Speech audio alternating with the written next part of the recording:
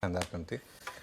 कभी टाइम मिले तो देखिएगा। चलिए आगे बढ़ते हैं। श्योर जी बिल्कुल सर। देखिए, अब फार्मा शेयरों में आज भारी गिरावट देखने को मिल रही है बाजार आप, लेकिन फार्मा सेक्टर टूटा पड़ा है। दरअसल ट्रम्प के एक बयान ने पूरे फार्मा सेक्टर की सेहत जो है वो बिगाड़ दी। आखिर क्या हुआ है, ऐसा बताने के लिए कंचन जुड़ी हुई है। कंचन बताइए। जी, जैसे कि आपने बोला कि ट्रम्प के बयान के बाद फार्मा शेयर की जो सेहत है वो हमें कहीं ना कहीं खस्ता होती हुई दिखाई दी है। ट्रम्प हो और ट्रम्प कार्ड ना चले तो ये देखना थोड़ा सा मुश्किल होता है। ट्रम्प की तरफ से बेसिकली टैरिफ बढ़ाने को लेके और लगाने को लेके धमकियां आना चालू हो गई है, जिसमें जो सेक्टर रडार पे आए हैं वो है फार्मास्यूटिकल और साथ ही साथ मेटल। और उसके बाद आप स्टॉक एक्शन तो देख ही सकते हैं किस तरीके से आज पिटाई होती हुई हमें दिखाई दे रही है। उन्होंने कहा है कि जो कंप्यूटर चिप्स है, सेमीकंडक्टर है, वहां पे टैरिफ लगाया जा सकता है आने वाले पीरियड में। अब उन्होंने कहा है कि जो इंपोर्ट होने वाली चिप्स हैं उसमें 25%, 50% या फिर 100% तक के टैरिफ हाइक की संभावनाएं हैं।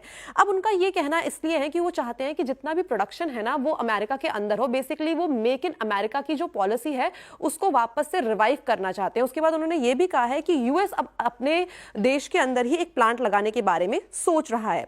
अब इसका असर किस तरीके का पड़ेगा उस पर एक बार नजर डाल लेते हैं। बेसिकली जो फार्मा कंपनी की इस टाइम पे हम पर्टिकुलरली बात करें तो जो एक्सपोर्ट है उसका जो कॉस्ट है वो हमें हायर साइड पे जाता हुआ दिखाई देगा। कंपनी के जो प्रॉफिट मार्जिन है वो भी कहीं ना कहीं कंप्रेस होते हुए दिखाई देंगे और जो पूरी की पूरी ग्लोबल सप्लाई चेन है वो भी डिस्टर्ब हो सकती है। और इंडिया जो एक काफी कॉम्पिटिटिव देश है उसकी जो कॉम्पिटिशन है उसमें भी हमें एक डेंट आता हुआ दिखाई दे सकता है।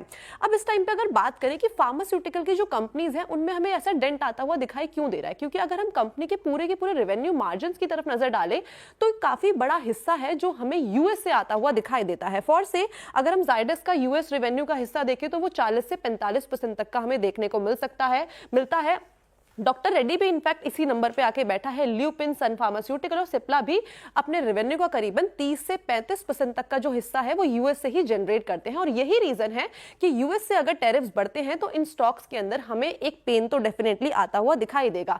अगर हम पिछले कुछ टाइम का फार्मास्यूटिकल का चार्ट भी देखें तो वहां पर भी हमें एक कमजोरी डेफिनेटली देखने को मिली है। इनफैक्ट स्टॉक स्पेसिफिक एक्शन भी देखा जाए तो वो अपने 52 हफ्ते के हाई से काफी ज्यादा इस टाइम पे करेक्ट हो चुके हैं। 20 से 22% तक की करेक्शन हमें देखने को मिली है। इनफैक्ट जायडस लाइफ साइंस की बात करें तो यहां पे तो हमें 52 हफ्ते से 32% की करेक्शन आती हुई दिखाई दी है। अब एक बार ट्रंप ऐसा नहीं है कि पहली बार आए हैं, इससे पहले भी आए, यानी कि ट्रंप 1.0 में ये दाव उन्होंने उस टाइम पे भी खेला था। बेसिकली जिस टाइम पे यूएस के अंदर स्टील और एल्यूमिनियम के ऊपर टैरिफ लगाया गया था इंडिया ने, तो उस टाइम पे यूएस ने टैरिफ लगाया था स्टील और एल्यूमिनियम पे, और उसके बाद इंडिया ने इसे रिटेलिएट किया था और जो अमेरिका के प्रोडक्ट्स है उन्होंने उस पर टैरिफ लगा दिया था। फॉर से जो हार्ले डेविडसन बाइक है वो यूएस को इंपोर्ट करना काफी ज्यादा महंगा हो गया था। उसके बाद ट्रंप ने क्या करा, जो इनकी जीएसपी है यानी कि जनरलाइज सिस्टम ऑफ प्रेफरेंस, जहां से जो एक्सपोर्ट होता है उस पे जो ड्यूटी लगती है उसको हटा दिया जाता है, उसको हटा दिया था। जिसके बाद इंडिया में एक हमें हो सकता था एक डेंट देखने को मिला था। अगर हम साल 2017 की इनफैक्ट बात करें तो इंडिया ने करीब 5.7 बिलियन डॉलर का इंपोर्ट किया था इस ट्रीटी के तहत, जिसके चलते हमें डेफिनेटली जो ये पूरा का पूरा भी ट्रंप की तरफ से कमेंट्री आई है उससे फार्मा शेयर्स में डेंट देखने को मिला है।